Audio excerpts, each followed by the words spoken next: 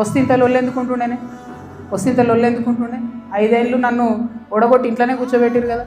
వద్దంటే బలవంతంగా ఎమ్మెల్సీ ఇచ్చిర్రు. నేను అప్పటికి కూడా అడిగిన, నాకు ఎంపీ క్యాండిడేట్గా నన్ను డిక్లేర్ చేయండి, నేను ప్రజల మధ్యలో ఎక్కడైతే ఓడిపోయినా అక్కడే ప్రజల ప్రేమను గెలుచుకుంటా అని చెప్పిన. అవకాశం ఇవ్వలే, నాకు తిరగనీయలే. మా కాన్స్టిట్యున్సీలో కూడా ప్రతి ఎమ్మెల్యేను ఎవరో ఒకరు మేనేజ్ చేసుడు, వాళ్ళు నాకు ఎక్కడికక్కడ కాళ్ళల్లో కట్టెలు పెట్టుడు, కాన్స్టిట్యున్సీ నుంచి ఎవరైనా వచ్చి కలిస్తే బెదిరించుడు. నువ్వు ఎట్లా కలుస్తావు, అక్కతో నీకేం పని?